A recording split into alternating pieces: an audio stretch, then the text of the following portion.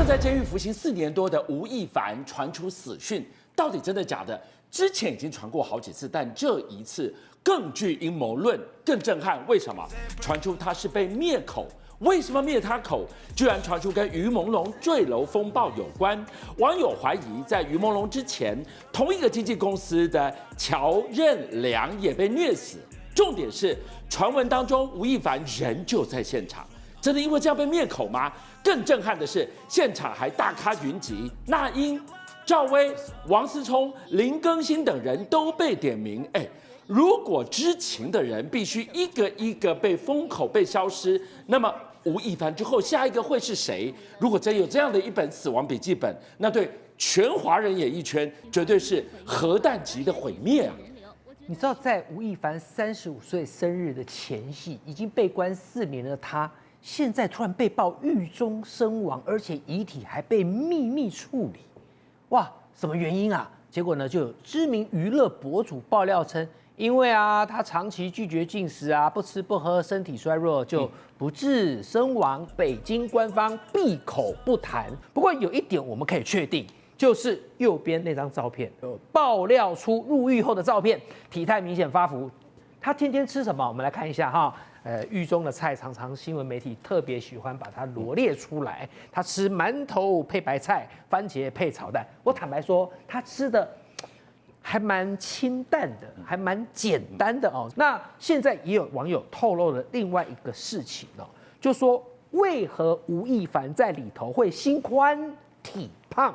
因为呢，他的作息时间，起床后就开始踩缝纫机做狱中的这个劳工，然后完成工作后，他就在书桌前安静的写作，而且他还创作不少正能量的歌曲。他当了2班的小班长，督促大家保持良好的内务卫生，还可以做歌，还有写作。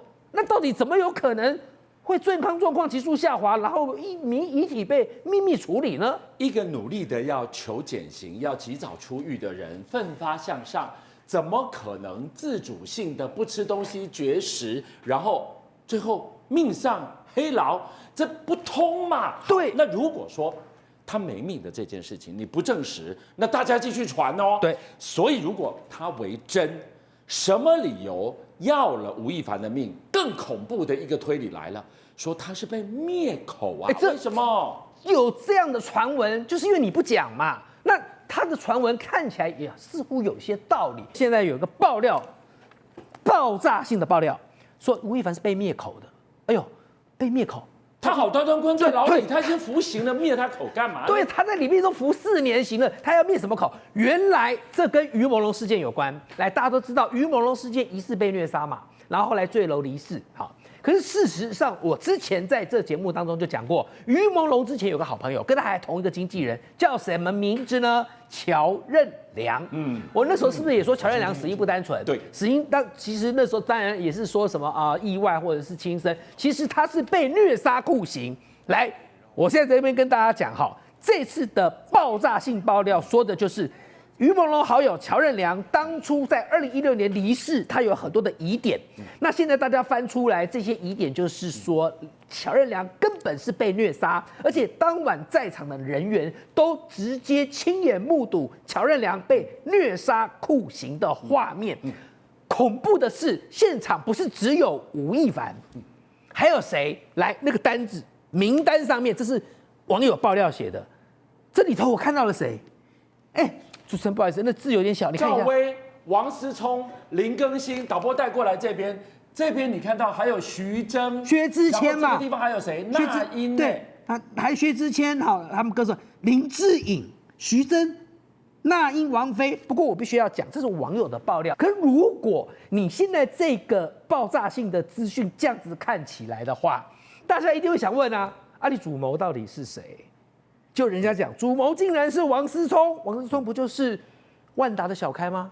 好，就是王健林他儿子说主谋是王思聪，然后因为当时那个虐杀乔任梁的手法过于血腥残忍，当场名单上面有些那些大咖艺人还制止他说你不可以这么做。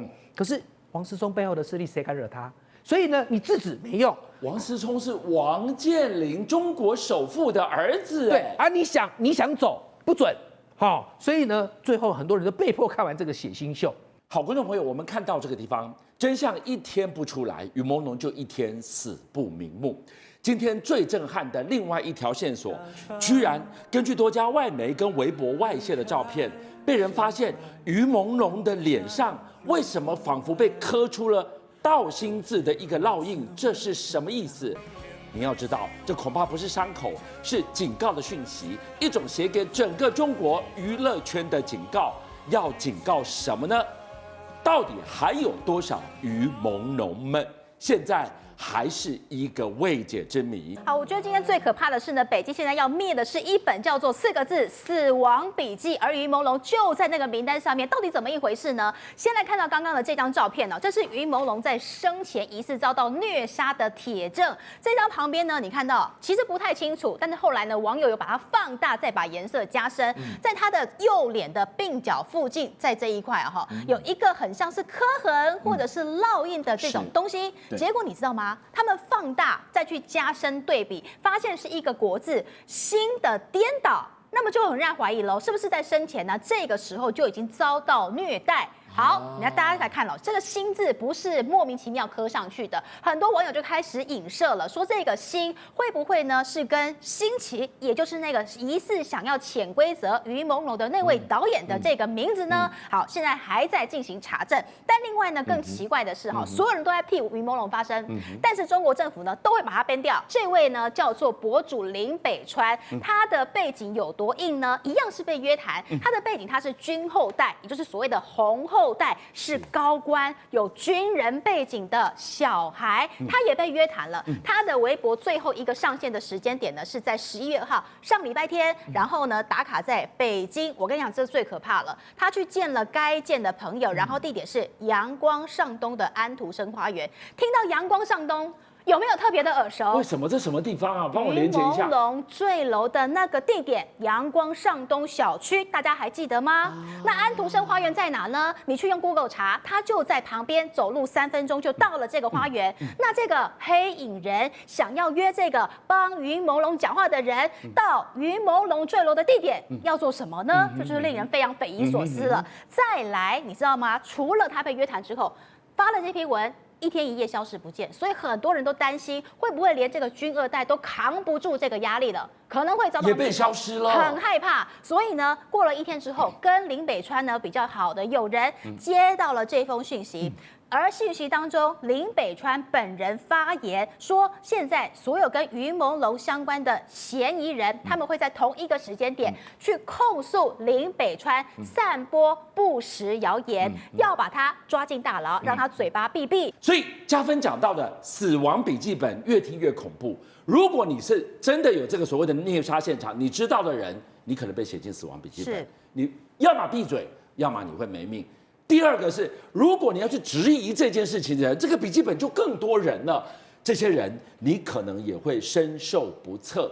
那我们就要问了：一个于朦胧，还有没有更多的于朦胧们？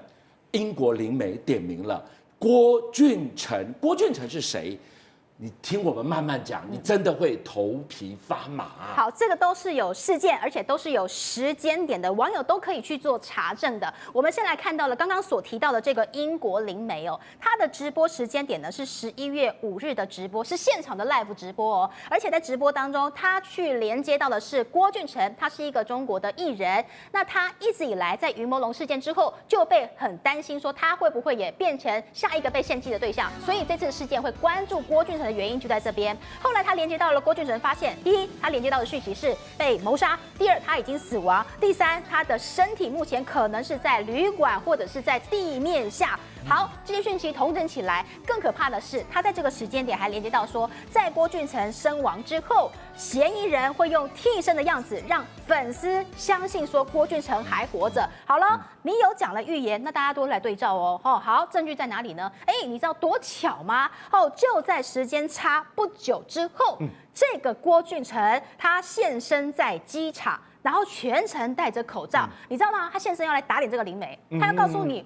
郭俊成还活着，对，你怎么说我死了？没错，好，来，我们来看看这张照片了哈。来，左边这个是本来出现在荧光幕前的郭俊成，是；右边这个是出现在机场的某某人。这个是真的郭俊成，对这个是机场，我们以为那个郭俊成他是其实重新现身，对那这个是本尊吗？来，我们来看看哈，猫腻在哪里？其实五官要整很容易啦，你要双眼皮哈，你要垫高鼻子都可以。对但是整形当中最难的就是耳朵的轮廓，耳朵很难整，耳郭没有人在整最难耳朵的哦，很难整。哦好，来，这个是正常的郭俊成。对，这个网友一比对，发现形状根本不一样。不一样。你知道这一片的这一个是比较饱满、比较圆的，这个是细长型的耳没朵。错，所以光是外观就已经不同了，所以网友才会发现说，会不会在机场现身的那个不是本尊郭俊成？事情是这样子来的。那不然你就开一场记者会，面对大家，我就真正的郭俊成你就出来，你又不敢。对啊，你口罩拿下来嘛，好，面对大家有质问的，马上就做回答。对然后网友还会提到说，为什么会所谓出现人皮事件跟替身事件？为什么呢？我们来看看这个节目的现场，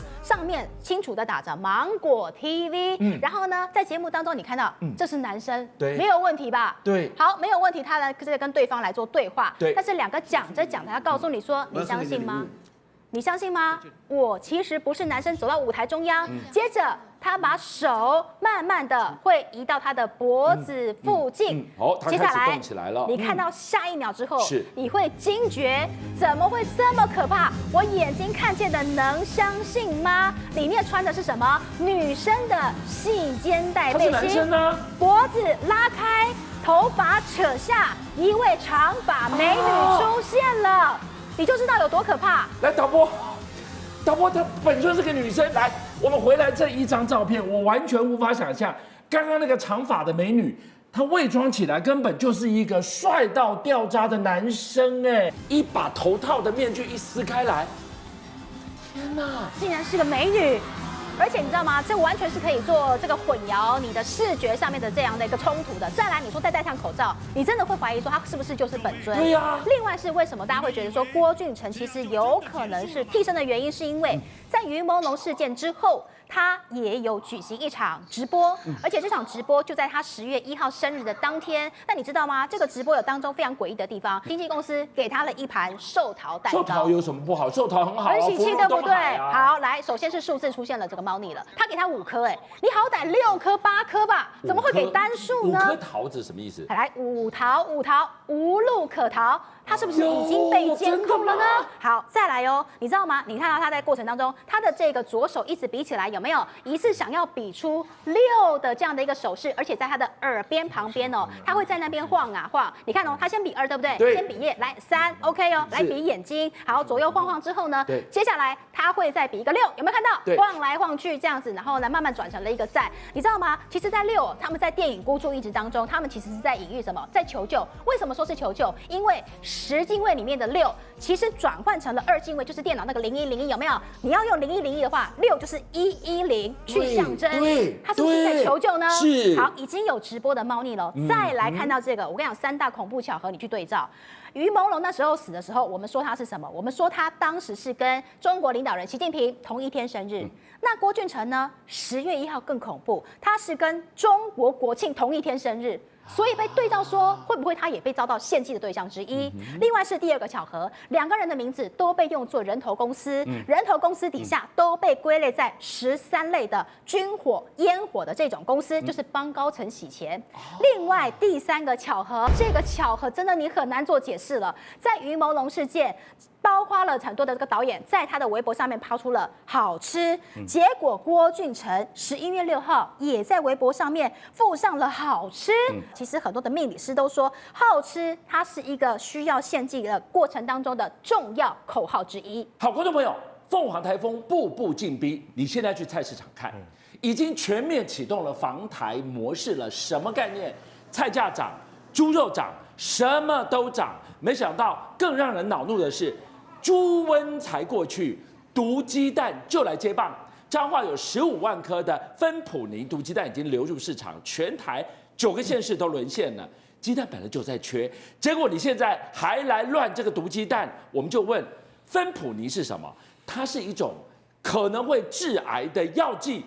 2017年就禁用了，政府瞪眼看，绝对不会再出现。为什么8年后又出现？而且还是在彰化。对这个凤凰台风啊，像来势汹汹，大家除了关心台风动态之外呢，也非常关心啊这个菜价。这2天呢，如果到菜市场去的民众可以发现，菜价涨了，这个肉价也涨了。从昨天开始哦，北农的蔬菜啊，每公斤平均来到了43.9块，涨了将近快4块钱，所以非常有感。不止菜上涨啊，其实现在连肉价也上涨了。大家可以知道，这2天呢，虽然这个猪农解禁了，但是问题是，坦白讲，这一阵子因为猪价的这样情况，还是有出现波动情形。云林的肉品市场拍卖价格已经冲上了每公斤115.5块。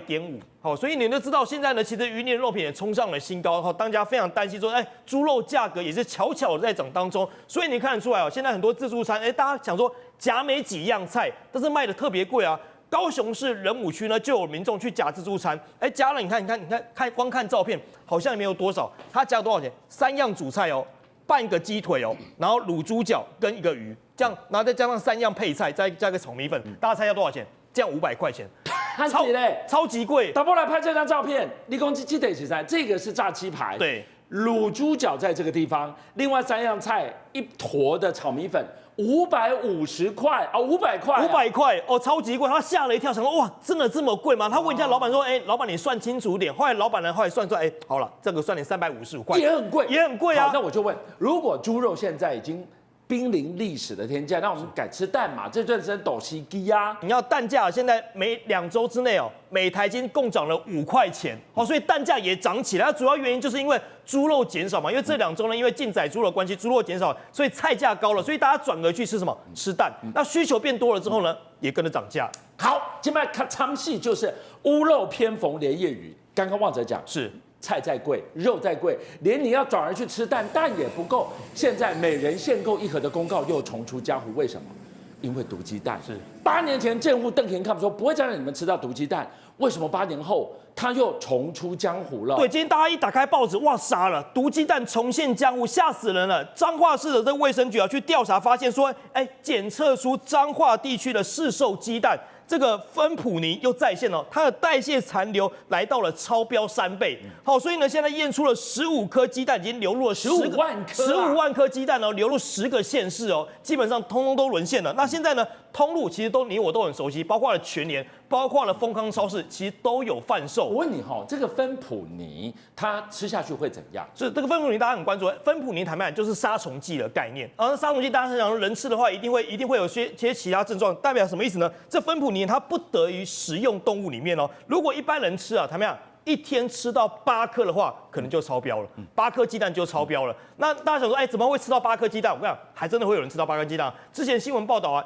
我们的姐姐谢金燕，她因为健身的关系，她1天吃了8颗鸡蛋。其实很多民众因为健身的关系，她每天可能蛋白质要补充非常多，她就可能吃到8颗鸡蛋。所以不要小看这8颗鸡蛋。那你大量食用的话，你可能会造成神经衰弱或者神经晕眩。你来看这个时序，10月23号的这一批蛋，11月4号就已经发现有问题，是下架回收了。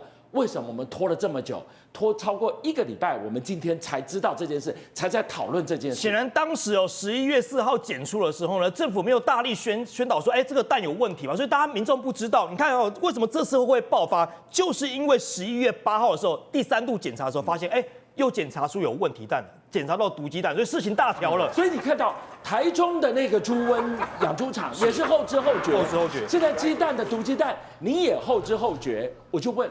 这个芬普尼显不该出现在喂食在肉食的这些，比方说鸡鸭这样的一个家禽的身体上面，根本不该验出来。那它为什么出现了？居然我跟你讲，这个大家很好奇，为什么会出现在我们的鸡蛋上面？有可能大家猜测说，是不是因为我们的鸡啊，它吃的饲料是由美国进口的，美国进口的这些玉米饲料，可能当时有沾到这个芬普尼这样环境影响，所以呢，这饲料上可能给鸡吃之后呢，下出来的蛋可能就有这样的情况。但这样的情况呢，现在被卫福部排斥了，就说不可能这样的情形。那还有什么可能原因呢？我刚才讲。芬普尼是杀虫剂，杀虫剂有没有可能鸡农在清理环境的时候大量喷了这杀虫剂，所以感染到了？你要知道，这个国内常见那个芬普尼啊，都在杀什么？杀蚂蚁跟红火蚁。这样的情况之下呢，有没有可能因为蛋这个鸡舍里面沾到这样的情形，所以导致蛋受到污染了？那甚至呢，还有这个鸡农他为了用芬普尼来防治鸡身上的这个寄生虫，包括跳蚤啊、寄生虫等等。那现在呢，卫福部长石崇良就说，可能初判了，是因为环境污染。哇，这4个字很可怕。为什么？观众朋友，环境污染意味着基隆里面验不出芬普尼，是，然后其他的部分我们以为会出现的没有。如果它出现在环境，那就是无所不在。为什么我们要去追究8年来都没有再出现过的这件事情？政府可能瞪眼看。结果你发现好讽刺啊！这个芬普尼出现在台湾，这个鸡蛋也不是第一次了。2017年，大家当时印象非常深刻。当时我跟你讲，情况更严重，全台44家的蛋厂都验出有这芬普尼，当时波及了120万的鸡蛋，70万颗鸡蛋，124万个蛋鸡。所以呢，这波及非常大。那当时呢，芬普尼验出来跟现在比是高达了15倍以上，比现在更严重啊。那当时如果以当时的标准来看啊，成年人只要吃1颗半的蛋你就超标了。对，那更何况幼童当时你只要吃0.75颗，等于就超标了。这个是非常致命的危机，这个是发生在2017年，观众朋友就是8年前。没错，你说这个几乎是食安的国安层级的危机。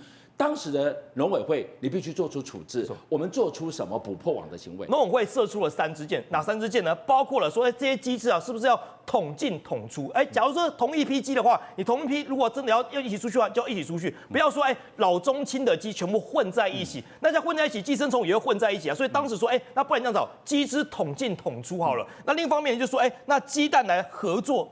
集货，大家统一控管，所以不会出窗户。那第3个呢，大家非常在意，就是说，全面的洗选机制，因为那个洗选机其实是最重要的。洗选蛋，对，安心啊。对，那很多鸡农想说，我这个洗选机一台机器要好几千万，我买不起。所以当时农委会说，不然这样子，你给我来申请，我给你补助。对，可是目前看起来这3支箭就是纸上谈兵啊。而且你这3支箭射出去之后，全部射歪掉，为什么？2017年才射出3支箭，2年之后就自打脸了。对，2019年又发生这个芬普尼事件了。你要知道，当时事件也是闹得很大。当时2019年呢，又在彰化发生芬普尼的毒弹事件也在彰化，又是彰化。对，那当时还拖了20天才公告，因为当时为什么卡在过年，所以政府不敢公布。所以大家过年期间那时候气炸了。现在显见了，我们层环节出现了漏洞，就怕说，现在在市面上不止流通这15万颗蛋可能还有其他的蛋都在市场上进行流通。57报新闻的所有好朋友，俊相又来了，谢谢大家，是你们的订阅数加持了我们，让我们在4月6号中午过后破100万了，多不容易！你知道每一天晚上9点到11点，他在播的时候，我要盯着直播人数升还是跌，一觉醒来我要去看有多少人来点阅，一段时间你们给了我100万的订阅，真的无限感激。最后。我要跟大家瞪眼看，再一次谢谢你们大家，同时请介绍更多好朋友来支持57报新闻，俊相还有优秀的57报新闻团队会继续为大家每一天挖真相。Come on, come on, come on.